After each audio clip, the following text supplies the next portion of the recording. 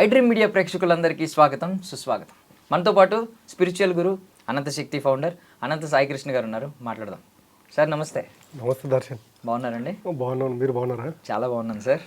So first of all మీరు ఒక interesting topic ఎప్పుడు మాట్లాడుతూ ఉంటారు. డబ్బు నడవడిక, డబ్బు బిహేవియర్, ఇవన్నీ చెప్తూ ఉంటారు.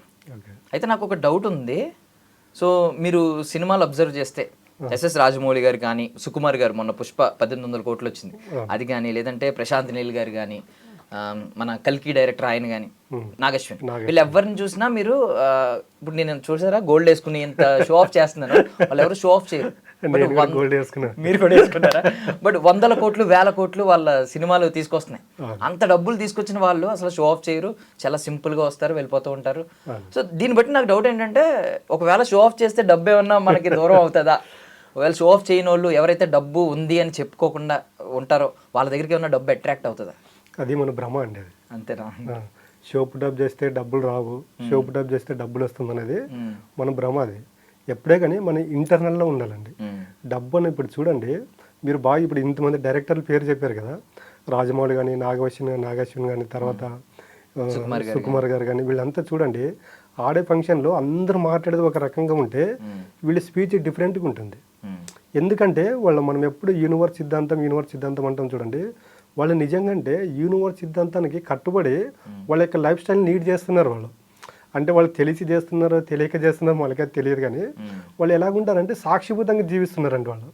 మీరు ఎవరైతే చెప్పారో వీళ్ళందరూ చూడండి, వాళ్ళు ఎలాగుంటారంటే వాళ్ళ యొక్క హైని చూపించుకోరు. అక్కడ మనం మాట్లాడుకుంటున్న ఎప్పుడు మనిషికి ఒక క్యారెక్టర్లో ఉండాలి, వస్తే రాని, ఉంటే ఉన్ని, పోతే పోనని. అలాంటి ఉన్నప్పుడు ఏమవుతుందంటే మనిషి పీస్ ఆఫ్ మైండ్గా ఉంటాడు. పీస్ ఆఫ్ మైండ్ ఒక వ్యక్తి ఎప్పుడైతే ఉంటాడో ఆయన కొత్త ఆలోచనలు వస్తాయి, ఇంప్రూవ్మెంట్ చేస్తుంటారు. ఇప్పుడు ఈ డైరెక్టర్లు అంతా చూడండి కొత్తగా ఎక్స్పెరిమెంట్లు చేసిన వాళ్ళే కాబట్టి సక్సెస్ అయ్యారు.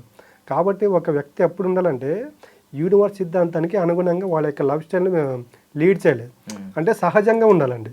ఈరోజు ఉంటుంది ఓకే, పోతుంది ఓకే, లేదు ఓకే, ఈ విధంగా ఉండాలి.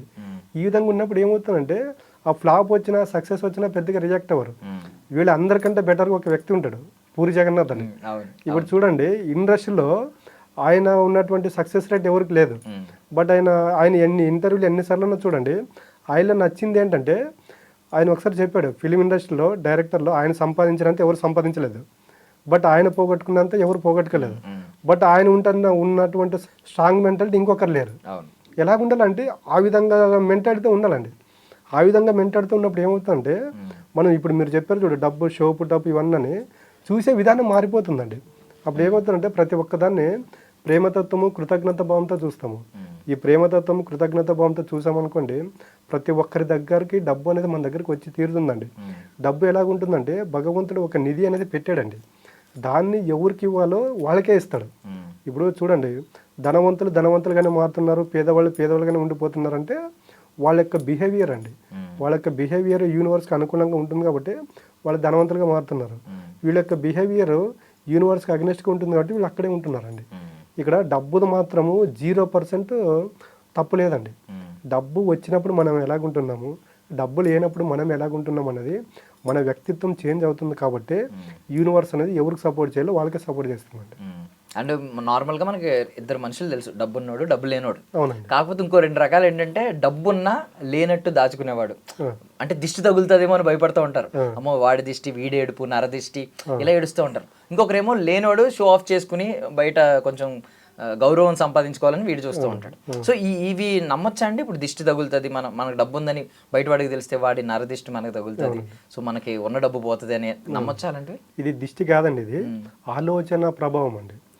మన గురించి ఎవరైతే ఎక్కువగా ఆలోచన చేస్తారో, ఇప్పుడు మన గురించి ఒక 100 మంది నెగిటివ్గా ఆలోచన చేశారనుకోండి, మన పైన నెగిటివ్ ఇంపాక్ట్ పడుతుంది, దాన్నే దృష్టి అంటారు. ఆ 100 మంది మన గురించి పాజిటివ్గా ఆలోచన చేశారనుకోండి, పాజిటివ్ వర్క్ ఇంపాక్ట్ మన పైన ఉంటుందండి.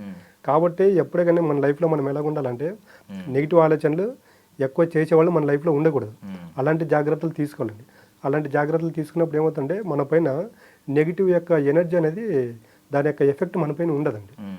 కరెక్ట్. అండ్ మీరు చెప్తుంటే నాకు రతన్ టాటా గారు గుర్తొచ్చారు. ఇప్పుడు ఆయనకి డబ్బు ఉంది, అందరికీ తెలుసు ఆయనకి డబ్బు ఉందని. ఇప్పుడు ప్రతి ఒక్కరు ఆయన గురించి నెగిటివ్గా ఎవరు కోరుకోరు. ఎందుకంటే ఆయన చేస్తున్న సేవా కార్యక్రమాలు కావచ్చు, ఇంకా బాగుపడాలి, ఆయన ఇంకా బాగుండాలి, అందుకే ఆయన ఇన్నాళ్ళు బ్రతికారు. ఐ మీన్ నార్మల్ మనిషి అంతకాలం బ్రతకడం అనేది కొంచెం ఇబ్బంది. ఆయన ఆల్మోస్ట్ 90s దాకా బ్రతికిన వ్యక్తి.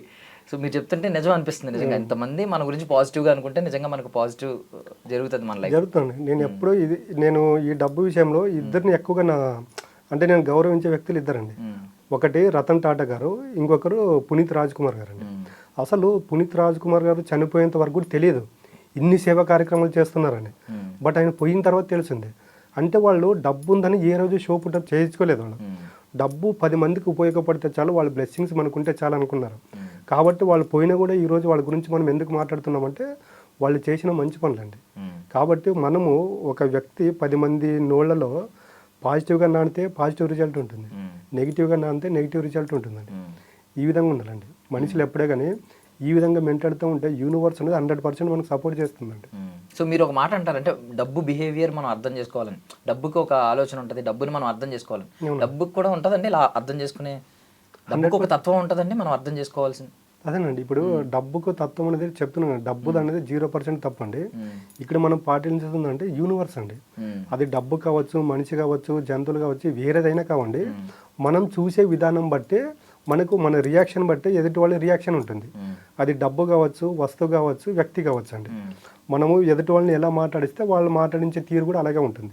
సేమ్ ఇదే అప్లై డబ్బు పైన కూడా పనిచేస్తుందండి.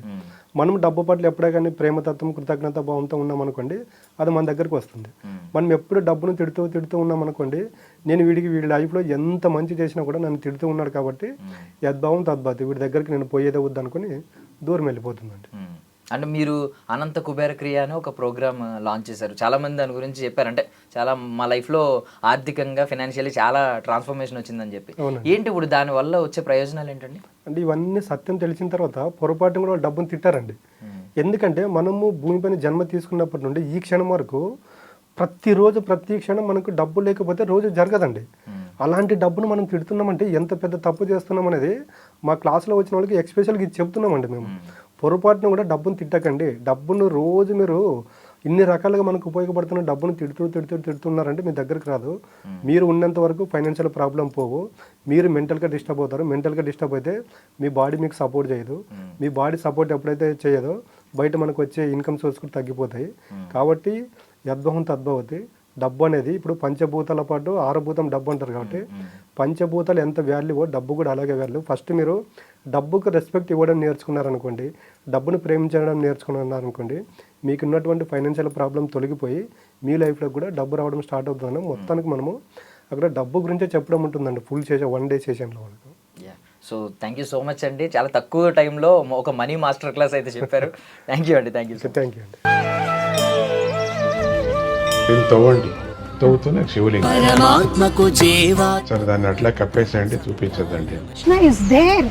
మూర్తి పూజ కాదు, సాక్షాత్ బ్రజేంద్ర నందన భగవాన్ ఉన్నారు మూర్తిలో.